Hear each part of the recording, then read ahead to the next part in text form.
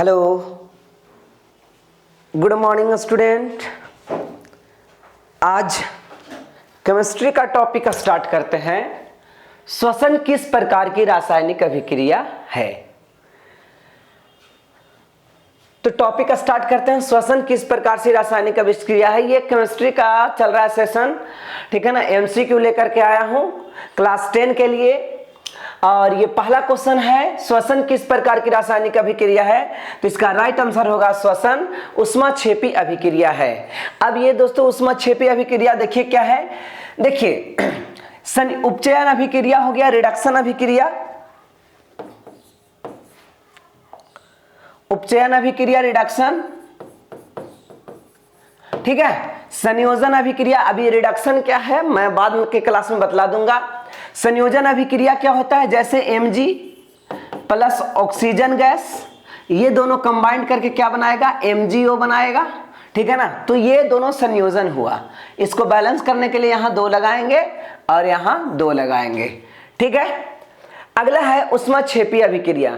जो ऊष्मा, वैसा रासायनिक अभिक्रिया जिसके होने से ऊष्मा निकलती हो। ऊष्मा जब निकलेगी तो उसे ऊष्माक्षेपी अभिक्रिया, इंग्लिश में इसे बोला जाता है एक्सोथर्मिक प्रोसेस। क्या बोला जाएगा, एक्सोथर्मिक प्रोसेस, ठीक है। अगला क्वेश्चन है ऊष्माशोषी अभिक्रिया। ये ऊष्माशोषी अभिक्रिया क्या होता है, जिसको होने में ऊष्मा लगे, ठीक है। इसको होने में ऊष्मा उत्पन्न हो, इसको होने में ऊष्मा और खर्च हो, तो ऐसे अभिक्रिया ऊष्माशोषी अभिक्रिया कहलाता है। और ये ऊष्माशोषी अभिक्रिया जो होती है वो क्या होता है, उसको इंग्लिश में बोला जाता है एंडोथर्मिक प्रोसेस। चलिए अगला क्वेश्चन करते हैं, तो आप लोग इसका जवाब देते जाइए। निम्नलिखित में कौन सा बुझा हुआ चूना का सूत्र है, ठीक है ना। बुझा हुआ चूना का सूत्र क्या है। ए ऑप्शन में था कैल्शियम ऑक्साइड, यानी कैल्शियम ऑक्साइड CaO। दूसरा है calcium hydroxide CaOH whole twice. और तीसरा है कैल्शियम कार्बोनेट, इसे संगमरमर बोला जाता है, ठीक है ना। याद कर लीजिएगा, आप नोट कर लीजिएगा कि इसे क्या बोला जाता है, संगमरमर बोला जाता है। तो कहीं बाद के क्वेश्चन में यह आ सकता है कि संगमरमर किसे कहा जाएगा, तो आप इसका दे सकते हैं आंसर, ठीक है ना, संगमरमर। और चौथा ऑप्शन था कैल्शियम। तो इस प्रकार इसका राइट आंसर हो गया। बुझा हुआ चूना का फॉर्मूला क्या होता है, कैल्शियम हाइड्रोक्साइड। बुझा हुआ चूना का फॉर्मूला क्या हो जाएगा, कैल्शियम हाइड्रोक्साइड। नेक्स्ट क्वेश्चन है, नेक्स्ट क्वेश्चन कहता है कि साग और सब्जी का विघटन होता है तो कंपोस्ट का निर्माण होता है, ठीक है ना। तो साग और सब्जी का विघटन के फलस्वरूप कौन सा रिएक्शन पॉसिबल है या कौन सा रिएक्शन होता है। तो ऊष्माशोषी अभिक्रिया नहीं, इसको होने में किसी प्रकार का ऊष्मा लगता नहीं है, इसको होने में ऊष्मा निकलती है। जब कंपोस्ट बनता है तो बहुत प्रकार की गैसेस निकलती है, जब विघटित होते रहता है तो डिकम्पोज होते रहता है, तो इस प्रकार से ऊष्माक्षेपी अभिक्रिया ये भी हुआ, ठीक है ना। और उभयगामी अभिक्रिया, आपको मैं ये बतला दूं कि उभयगामी अभिक्रिया क्या है। मान लिया जाए, सरल शब्दों में समझने के लिए मान लिया जाए ये है पानी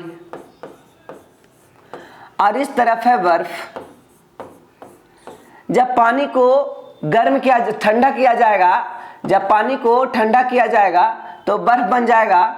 और जब बर्फ को गर्म किया जाएगा, जब बर्फ को गर्म किया जाएगा तो पानी बन जाएगा। यह अभिक्रिया दोनों प्रकार से संभव होती है। तो ऐसी अभिक्रिया उभयगामी अभिक्रिया कहलाती है। प्रतिस्थापन अभिक्रिया क्या होता है, देखिए हायर रिएक्टिव वाला एलिमेंट कम रिएक्टिव वाला एलिमेंट को क्या करता है, अलग कर देता है। तो ऐसा अभिक्रिया क्या कहलाता है, प्रतिस्थापन अभिक्रिया कहलाता है। जैसे ये आयरन हो गया, iron plus CuSO4, copper sulphate का विलयन लिया गया एक्वस, ये है सॉलिड फॉर्म में और ये है एक्वस फॉर्म में, AQ एक्वस। और ये क्या बनाएगा, तो ये बनाएगा FeSO4 और किसको बाहर कर देगा, कॉपर को बाहर कर देगा, ठीक है ना। तो ये विस्थापित कर दिया, ये क्या कर दिया, विस्थापित कर दिया। तो इस प्रकार ये आपको समझ में आ गया होगा कि साग सब्जियों को विघटन होगा तो कौन सा अभिक्रिया होगा, तो ऊष्माक्षेपी अभिक्रिया होगा। अगला क्वेश्चन है सिल्वर क्लोराइड का कलर कैसा होता है। तो आप लोग को पता होगा सिल्वर क्लोराइड का कलर क्या होता है, श्वेत होता है। देखिए सिल्वर क्लोराइड, अब आया सिल्वर Ag, सिल्वर को क्या लिखेंगे Ag, ठीक है ना। इसका वैलेंसी +1 होता है और क्लोरीन इसका वैलेंसी -1 होता है। तो इसका फॉर्मूला हो जाएगा AgCl। क्या होगा AgCl। अगर सिल्वर की चर्चा करें तो इसका एटॉमिक नंबर 47 और मास नंबर 108 होता है, ठीक है। तो इस प्रकार आपको कंप्लीट होगा। और क्लोराइड की अगर चर्चा करें तो क्लोराइड का एटॉमिक नंबर 17 और मास नंबर 35.5 होता है, ठीक है। तो आपको इतना याद हो गया होगा। तो इस प्रकार सिल्वर क्लोराइड का कलर क्या होगा, तो सिल्वर क्लोराइड का कलर श्वेत होता है, यानी सफेद होता है, व्हाइट होता है, ठीक है। तो नेक्स्ट क्वेश्चन की ओर चलते हैं। कहता है सिल्वर क्लोराइड का रंग क्या है। ये तो सेमी क्वेश्चन मिल गया। फेरस सल्फेट का क्रिस्टल का कलर क्या होता है। क्रिस्टल मतलब उसका रवाकरण, क्रिस्टल मींस क्या, उसका रवा, ठीक है। अब देखिए, अब यहां पे है फेरस सल्फेट का क्रिस्टल का रंग कैसा होता है, ठीक है ना स्टूडेंट।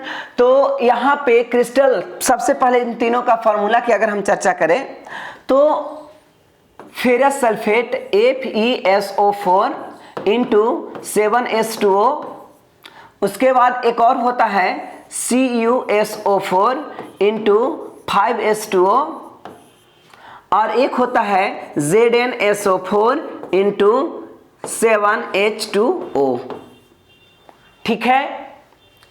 तो ये आयरन सल्फेट है। ये आयरन सल्फेट का कलर ग्रीन होता है। आयरन सल्फेट का कलर क्या होता है, ग्रीन होता है। और यह है कॉपर, कॉपर लिखा हो तो कॉपर सल्फेट का कलर ब्लू होता है और जिंक सल्फेट का कलर व्हाइट होता है। हेलो, ये बहुत सा एग्जाम में क्वेश्चन पूछ ली जाती है। अब यहाँ पे एक समझिए, कोड के थ्रू आपको मैं समझा देता हूँ, ठीक है ना, जिससे आसानी से याद रहे, इनमें आपको ज्यादा परेशानी नहीं आए। तो G और F लगभग एक ही जगह है।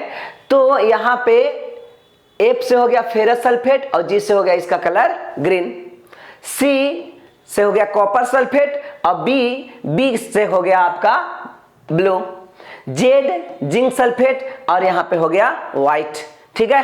तो आपको याद हो गया। इसका एक और नाम दिया जाता है, आयरन सल्फेट को कहा जाता है हरा कशिश। इसका नाम ही है हरा कशिश।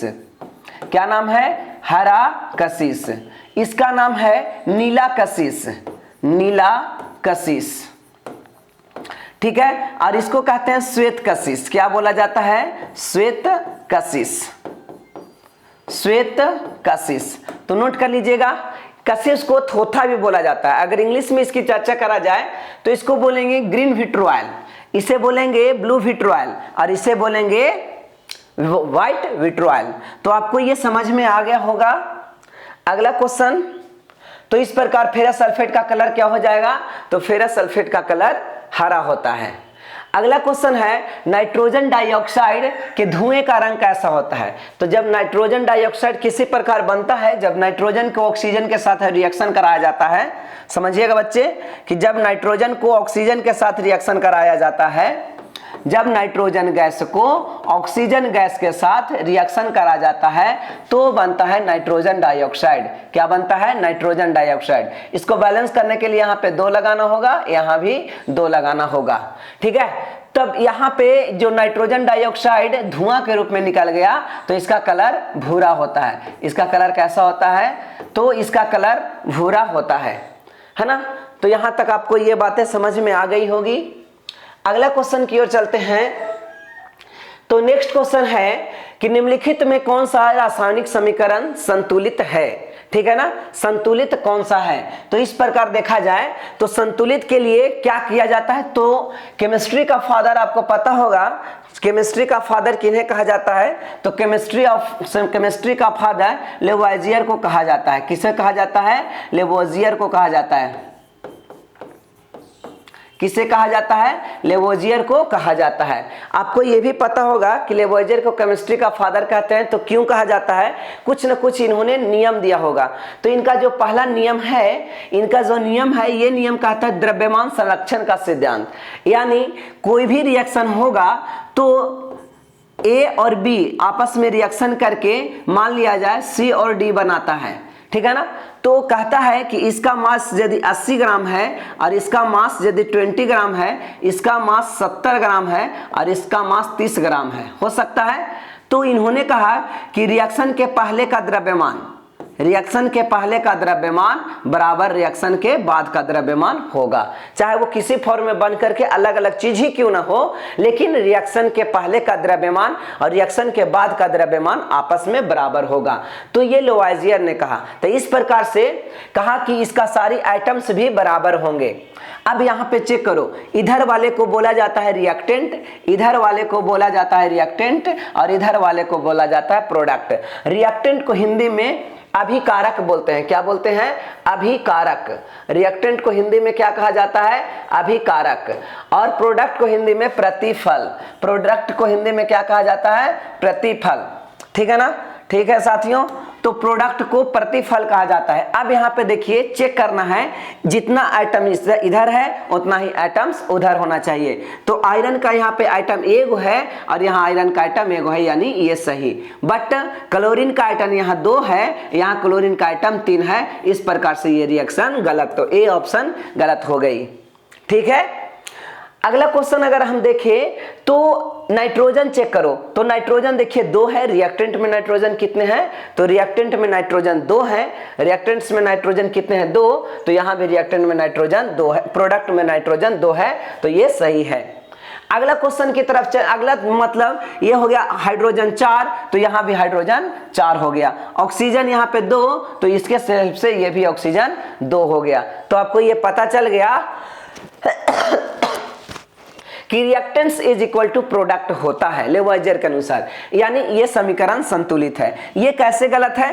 तो आयरन यहाँ पे 1 और आयरन यहाँ पे 2, यानी गलत। यहाँ पे पोटेशियम 1, यहाँ पोटेशियम 1 सही है, बट यहाँ पे ब्रोमीन 1 और यहाँ पे ब्रोमीन 2, तो ये भी गलत। तो इस प्रकार आपको ये समझ में आ गया होगा कि कहते हैं निम्नलिखित में कौन सा समीकरण संतुलित है, तो ये समीकरण संतुलित है। अगला क्वेश्चन की तरफ हम चलते हैं। तो नेक्स्ट क्वेश्चन देखा जाए साथियों, तो यहाँ कहता है अभिक्रिया में ये और इसके साथ रिएक्शन किया जा रहा है, तो कौन सा अभिक्रिया हो रहा है? ठीक है ना। इसमें अपचयन की अभिक्रिया हो रहा है, विस्थापन की अभिक्रिया हो रहा है, अपघटन की अभिक्रिया हो रहा है कि उपचयन की अभिक्रिया हो रहा है? ठीक है ना। तो इस क्रिया में अपचयन की अभिक्रिया हो रहा है। देखिए कारण क्या है अपचयन की अभिक्रिया के? ये कॉपर देखा जाए, सबसे पहले आपको ऑक्सीडेशन नंबर सीखना होगा कि ऑक्सीडेशन नंबर कैसे निकाला जाता है। ठीक है ना। तो उसके बाद ये पता आप आसानी से कर पाओगे कि कौन सा अभिक्रिया में अपचयन हो रहा है कि कौन सा अभिक्रिया में उपचयन हो रहा है। अपचयन हो रहा है कि उपचयन हो रहा है, इसको पता करने के लिए क्या करते हैं? सबसे पहले ऑक्सीडेशन नंबर निकालते हैं। तो ये जान जाइए, फ्री स्टेट में ऑक्सीडेशन नंबर 0 होता है। फ्री स्टेट उसे कहा जाता है जो किसी के साथ रिएक्शन करके कोई प्रकार के कंपाउंड नहीं बनाया हो, सिर्फ अगर कंपाउंड बनाया हो यानी यौगिक बनाया हो तो अपने आप बनाया हो। जैसे यहाँ पे कॉपर अकेले है ना, तो इसका ऑक्सीडेशन नंबर 0 है, बट यहाँ कॉपर 2 के हेल्प से बनाया है, तो इसका ऑक्सीडेशन नंबर कितना होगा? 2 होगा।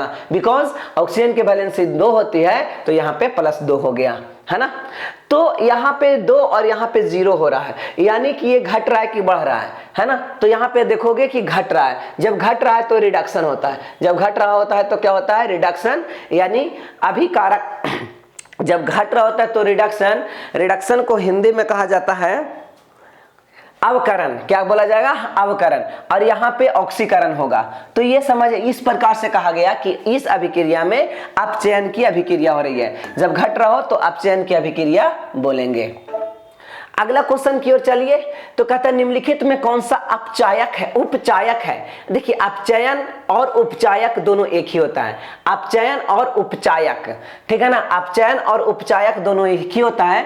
ये जितना भी यहाँ पे आइटम्स हैं, ठीक है ना दोस्तों, यहाँ पे ये और एक ये सब अपचायक है। क्या है ये?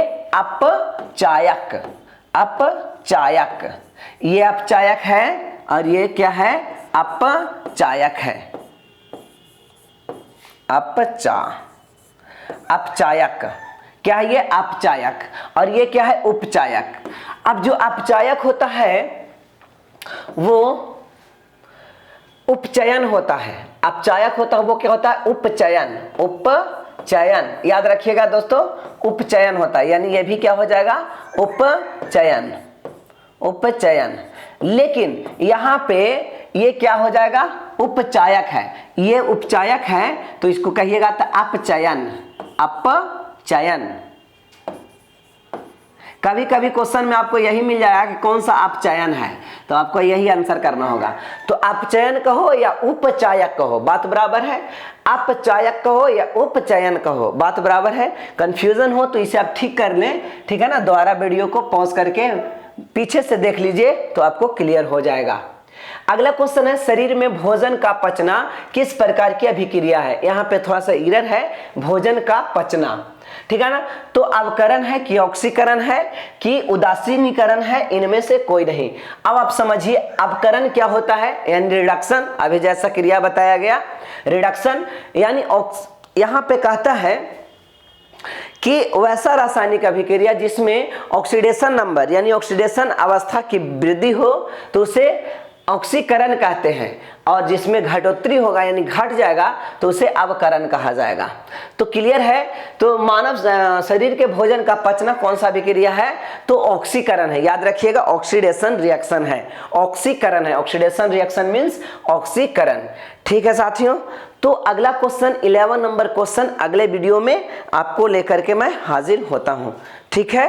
ओके।